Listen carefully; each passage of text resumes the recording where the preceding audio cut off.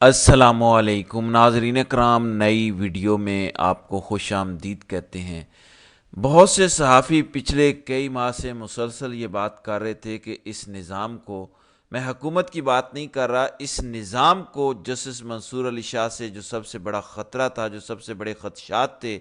وہ تمام تر خدشات درست ثابت ہو جائیں گے جب justice Mansoor Ali Shah chief justice of Pakistan بنیں گے۔ مثال کے طور پر اس نظام کو منصور علی شاہ سے سب سے بڑا خطرہ تھا کہ کہیں منصور علی شاہ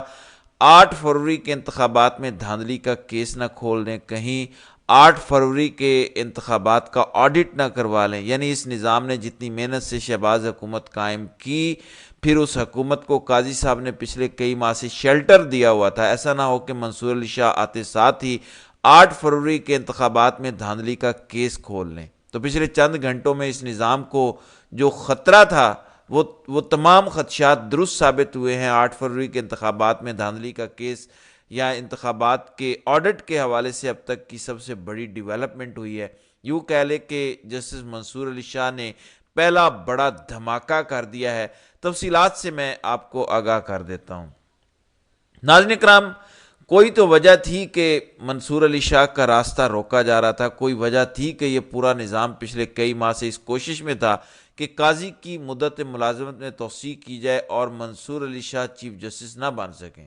اگر سب کچھ ٹھیک ہوتا، اگر منصور علی شاہ نے بھی قاضی صاحب کے نقش قدم پر ہی چلنا ہوتا، تو کیوں یہ نظام پچھلے کئی ماہ سے اس کوشش میں لگا ہوتا کہ قاضی صاحب چیف جسٹس رہیں؟ کوئی وجہ تھی، اس لیے منصور علی شاہ کو بیک ڈور مذاکرات کی پیشکش کی جاتی رہی۔ کوئی وجہ تھی، اسی وجہ سے قومی اسمبلی کا چھٹی والے دن اجلاس بلا کر آئینی ترامیم منظور کروانے کی کوشش کی گئی۔ جو کچھ بھی ہوا اس کی وجہ یہ تھی کہ منصور علی شاہ چیف جسٹس نہ بنے۔ اب اس نظام کو جو سب سے بڑا خطرہ تھا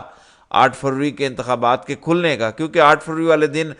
جب بدترین دھاندلی ہوئی تو 9 فروری یعنی ایک دن بعد تحریک انصاف نے سپریم کورٹ میں ایک درخواست جمع کروائی۔ قاضی صاحب نے اس درخواست کو دبا لیا اور 30 اگست تک یعنی آئین کے مطابق 180 دنوں میں تمام تر الیکشن ٹریبیونلز نے انتخابات میں ہونے والی دھاندلی سے متعلقہ شکایات کا ازالہ کرنا تھا۔ ان تمام تر شکایات پر فیصلے سنانے تھے جن کا وقت 30 اگست تک بنتا ہے۔ یعنی 8 فروری کو انتخابات ہوئے، 30 اگست سے پہلے پہلے الیکشن ٹریبیونلز نے، الیکشن کمیشن آف پاکستان نے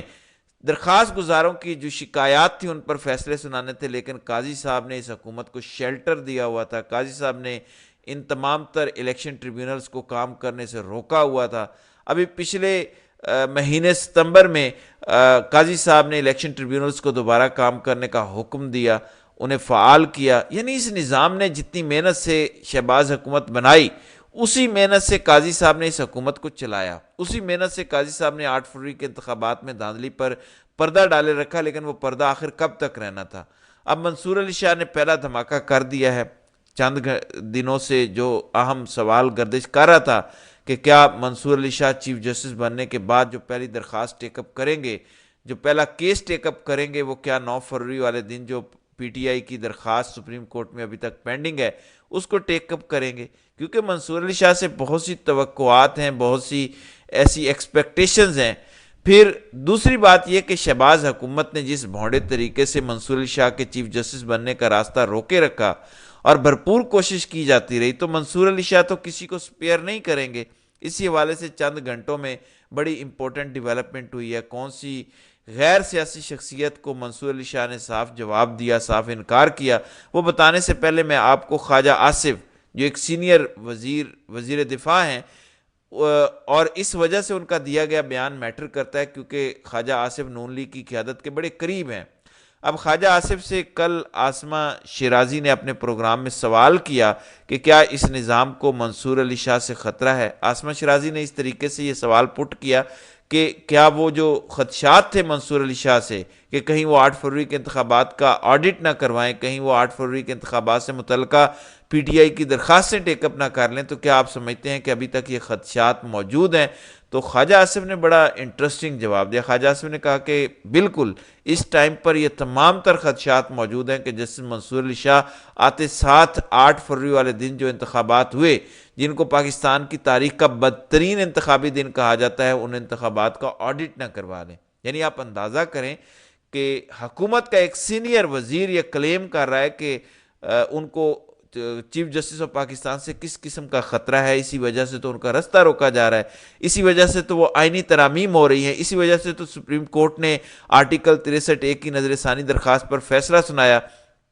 اسی وجہ سے تو پچھلے چند ماہ سے شہر اقتدار میں ڈرامہ رچایا گیا، کبھی فضل الرحمان کو منایا گیا، کبھی اختر مینگل کو، یعنی جو کچھ حکومت اور اس پورے نظام سے آئینی ترمیم کو منظور کرانے کے لیے قاضی کی ایکسٹینشن کے لیے ہو سکتا تھا، وہ اس نظام نے پورا زور لگایا۔ یہ الگ بات ہے کہ خان پر قدرت مہربان تھی کہ یہ آئینی ترامیم ہو نہیں سکی اور قاضی صاحب کو ایکسٹینشن نہیں مل سکی، ورنہ کسر کوئی نہیں چھوڑی۔ اب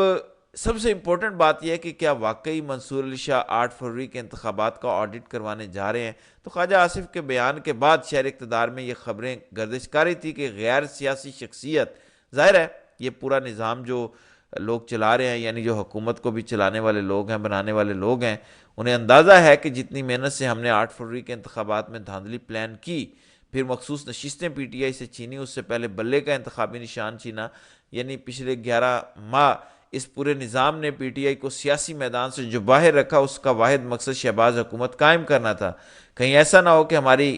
کوششیں ضائع ہو جائیں،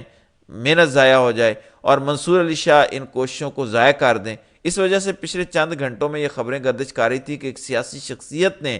منصور علی شاہ سے ملاقات کی خواہش کا اظہار کیا، کیونکہ اب یہ کلیئر ہو چکا کہ قاضی صاحب کو ایکسٹینشن نہیں مل رہی،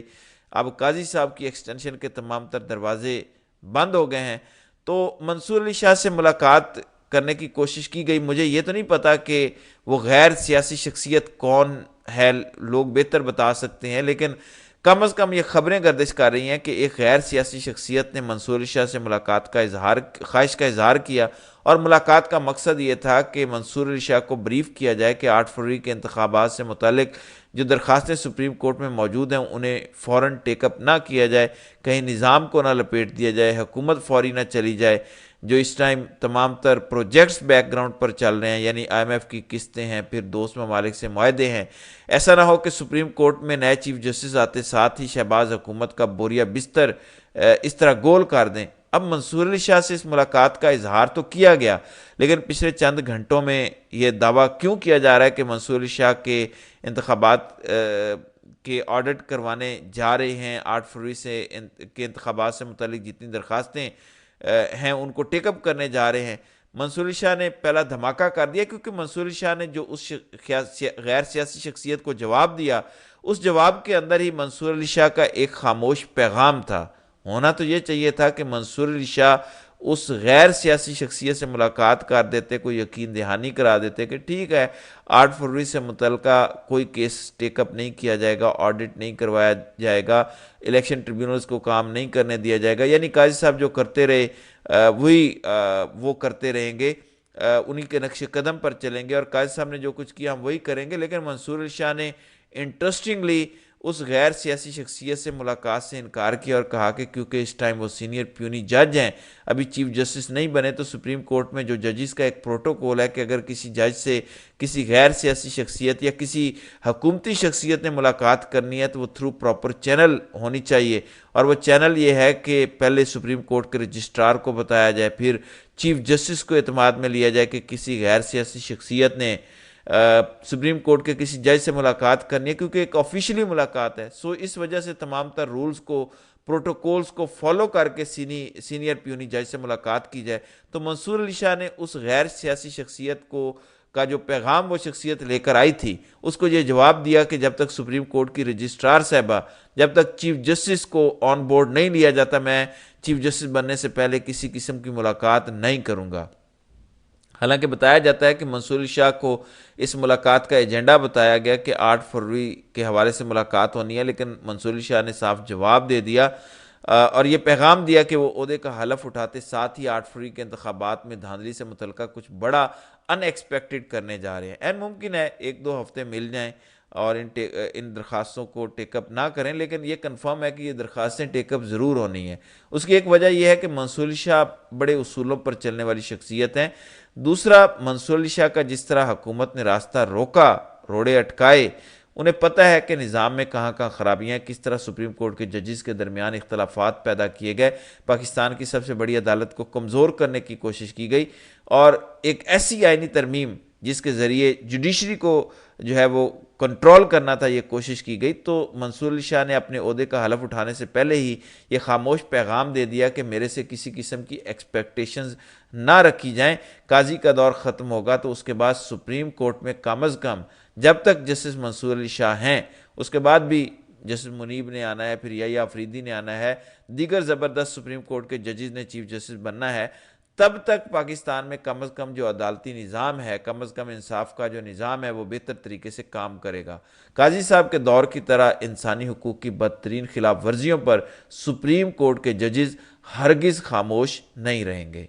تو ناظرین اکرام، آپ کی اس ویڈیو کے حوالے سے کیا رائے ہے؟ آپ اپنی رائے کا اظہار کامنٹ سیکشن میں ضرور کیجیے گا۔